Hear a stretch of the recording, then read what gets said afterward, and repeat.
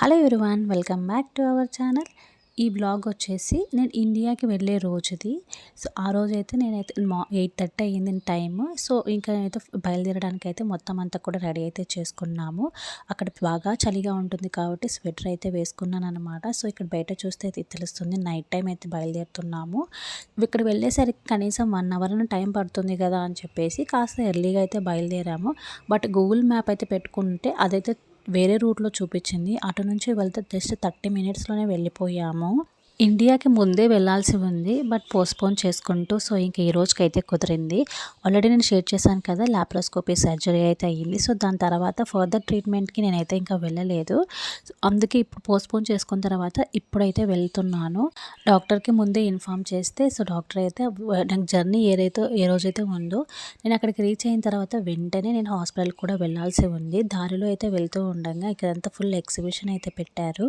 So ఇప్పుడు వింటర్లో కాబట్టి ఇక్కడ ఇలాంటివన్నీ కూడా చాలా అయితే పెడతారు. ఈ లాప్రోస్కోపీ సర్జరీ తర్వాత సో నేను మెనోపాస్కి అయితే వెళ్ళిపోయానని చెప్పాను కదా. సో ఆ మెనోపాస్ స్టేజ్ నుంచి సో పీరియడ్స్ స్టేజ్కి అయితే వచ్చాను. సో చాలా మంత్స్ తర్వాత పీరియడ్స్ అయితే వచ్చాయని డాక్టర్కి ఇన్ఫామ్ చేస్తే సో రమ్మన్నారు. అలా ఒక 1 మంత్ అయితే పోస్ట్పోన్ చేసుకున్నాము. ఇంకా నెక్స్ట్ మంత్ అయితే డిలే చేయకుండా వెళ్ళాలని చెప్పేసి డిసైడ్ అయ్యాము. ఇంకా వెంటనే వెళ్ళి కలవాల్సి అయితే వచ్చింది. ఇంకా మొత్తానికి అయితే ఎయిర్పోర్ట్ కూడా దగ్గర రీచ్ అయిపోయాము. పార్కింగ్ అయితే ప్లేస్ చేసేసి ఇంక ఇక్కడ నుంచి అయితే లోపలికైతే వెళ్ళాలి. సో మేము వెళ్ళేసరికి అయితే టర్మినల్ అయితే ఓపెన్ చేసే ఉందన్నమాట. అంటే చెకింగ్ కూడా స్టార్ట్ చేసేసారు. మేమైతే చాలా త్వరగా వచ్చేసాము అని అనుకున్నాము. కానీ అక్కడికి వెళ్ళిన తర్వాత చెక్-ఇన్ ఆల్రెడీ స్టార్ట్ చేసేసారు. ఎక్కువ జనాలు కూడా అయితే ఉండిపోయారు. ఇంకెక్కడైతే టర్మినల్ అయితే ఉందో అదంతా కూడా అయితే చూసుకుంటూ అయితే వెళ్ళిపోయాము లోపలికి. ఇది వచ్చేసి ఇండిగో కానీ ఎయిర్ ఇండియా కానీ ఫ్లైట్స్ అయితే అస్సలు అయితే లేవు. డైరెక్ట్ ఫ్లైట్ అయితే అస్సలు లేదు. దగ్గర నాకు 8 అవర్స్ అయితే జర్నీ అయితే ఉంది. సో నేను నెక్స్ట్ డే మార్నింగ్ అయితే దిగుతాను. కనెక్టెడ్ ఫ్లైట్ అయితే ఉందన్నమాట. ఇది Sri Lanka airlines. First time Sri Lanka అయితే వెళ్తున్నాను. సో మన ఇండియాకి శ్రీలంక మధ్యలో ఒక దారి అయితే ఉంటుంది కదా, సో అది కనిపిస్తుందేమో అనుకున్నాను. బట్ నైట్ టైం వెళ్తున్నాం కదా, సో మేబీ కనిపించకపోవచ్చు. ఇంకా చెక్-ఇన్ అయితే కూడా కంప్లీట్ చేసుకొని చెక్-ఇన్ వరకు అయితే మా హస్బెండ్ అయితే ఉన్నారు. ఇంకా లోపలికైతే ఇమిగ్రేషన్ కూడా కంప్లీట్ చేసేసుకొని ఇంకా బ్యాగేజ్ చెక్-ఇన్ అయితే వెళ్ళిపోయాము. సో అక్కడ నుంచి నేను చాలా లాంగ్ అయితే నడవాలేమో అనుకున్నాను. సో సర్జరీ తర్వాత నేను ఎక్కువ లాంగ్ జర్నీస్ కానీ లాంగ్ వాకింగ్ కానీ సో ఇలాంటివి అయితే ఏమీ చేయలేదు. చాలా కేర్ఫుల్గా చూసుకుంటూ వచ్చాను. సో ఇక్కడ నుంచి మిమ్మల్ని చాలా దూరం నడవాలేమో అనేసి అనుకున్నాను, గేట్ నెంబర్ వరకు. లక్కీగా ఈ చెక్-ఇన్కి అపోజిటే మాకు గేట్ అయితే ఇచ్చారు. సో అక్కడ సీట్స్ అన్నీ కనిపిస్తున్నాయి కదా, ఇంకా అక్కడే అనమాట ప్లేస్. మామూలుగా అయితే చాలా దూరం అయితే నడవాలి. ఇంక ఇక్కడ ఎర్లీగానే చెక్-ఇన్ కూడా స్టార్ట్ చేసేసారు కాబట్టి దగ్గర 2 అవర్స్ అయితే వెయిటింగ్ పీరియడ్ అయితే ఉండిపోయింది. ఇందులో ఇండియాకి వెళ్ళే వాళ్ళైతే ఎవరు కూడా కనిపించలేదు. అందరూ కూడా శ్రీలంకకి వెళ్ళే వాళ్ళే ఉన్నారు. ఇంకా అక్కడైతే కొంతమంది పరిచయం అయ్యారు. చక్కగా మాట్లాడుకుంటూ అలాగే టైంపాస్ అయితే చేసాము. మా హస్బెండ్ అయితే రిటర్న్ అయితే ఇంటికి కూడా వెళ్ళిపోయారు. ఇంకా బోర్డింగ్ అయితే కంప్లీట్ చేసేసుకొని ఫ్లైట్లో కూడా వచ్చేసామన్నమాట. సో వచ్చి రాగానే సో ఇక్కడైతే పక్కనైతే నాకు ఇండియన్ వాళ్ళే దొరికారు లక్కీగాను. సో వాళ్ళు కేరళకి వెళ్ళే వాళ్ళే. సో కనెక్టెడ్ ఫ్లైట్ కదా, ఎలా నేను మళ్ళీ చేంజ్ అవ్వాలని చాలా టెన్షన్ అయితే పడ్డాను. కానీ బట్ అక్కడ వాళ్ళని చూశాక నాకు కాస్త రిలీఫ్ అయితే వచ్చింది. ఇంకా ఇక్కడైతే టీవీ అయితే ఉంటే దాంట్లో మూవీస్ ఏమైనా ఉన్నాయేమో సెర్చ్ చేసుకుంటూ ఉన్నాను.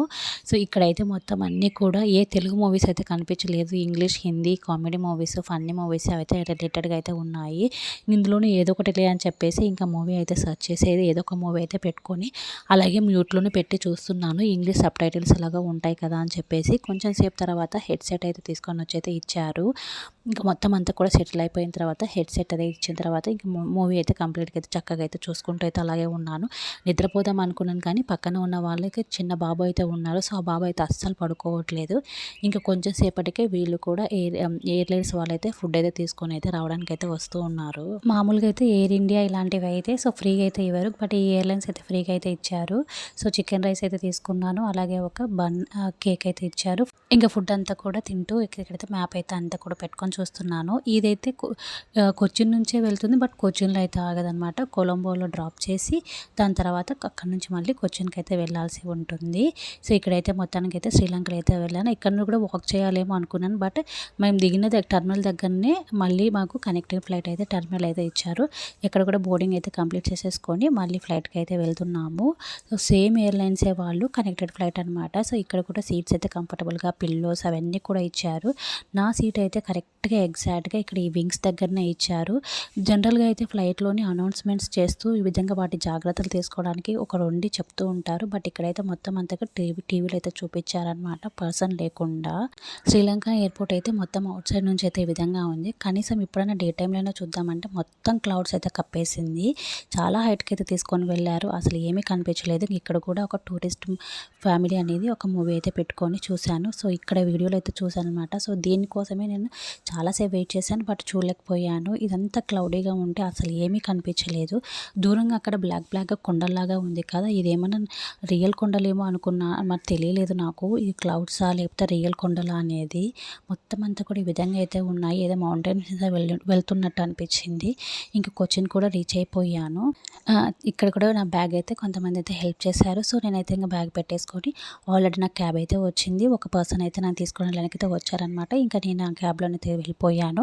దాదాపుగా 5 to 6 months ఇంటికి వచ్చేసరికి ఈ విధంగా అయితే ఉంది. మొత్తం అంతా ఆకులంతా పడిపోయి చాలా అంటే దుమ్ముగా డస్టీగా ఈ విధంగా అయితే ఉండిపోయింది. తర్వాత క్లీన్ చేసుకోవచ్చు. సో నాతో ఉండడానికి ఒకరైతే స్టే చేయడానికి ఒక హెల్పర్ అయితే నేను పెట్టుకున్నాను. సో వాళ్ళైతే పికప్ చేసుకోవడానికి అయితే వెళ్ళి వాళ్ళని తీసుకొని హాస్పిటల్కి అయితే వెళ్తున్నాను. వెంటనే వెళ్ళిపోయాను, ఏమీ డిలే చేయకుండా డ్రెస్ చేంజ్ చేసుకొని ఫ్రెష్ అప్ అయిపోయి ఇంకా డాక్టర్ని కలిశాను. డాక్టర్తో మాట్లాడాను. తర్వాత స్కానింగ్కి అయితే ఇంకొక రోజు అయితే రమ్మన్నారు. మొత్తానికైతే డాక్టర్ని కలిసి తను మెడిసిన్స్ అవన్నీ కూడా పెట్టారనమాట. సో అవన్నీ కూడా మెడిసిన్స్ కలెక్ట్ చేసుకొని ఇంకా మళ్ళీ అయితే రిటర్న్ అయితే వెళ్ళిపోయాను. సో ఇదనమాట జరిగింది. మళ్ళీ స్కానింగ్ డే రోజు ఎప్పుడు ఉంటుందో అప్పుడు వెళ్ళాలి. సో ఇది ఈ వ్లాగ్ ఇలా అనిపించిందో కమెంట్లో తప్పకుండా షేర్ చేసి, వీడియో నచ్చినట్లయితే లైక్ చేసి షేర్ చేసి ఛానల్ సబ్స్క్రైబ్ చేసి సపోర్ట్ చేయండి. మళ్ళీ నెక్స్ట్ కలుద్దాం. అంతవరకు బాయ్ బాయ్.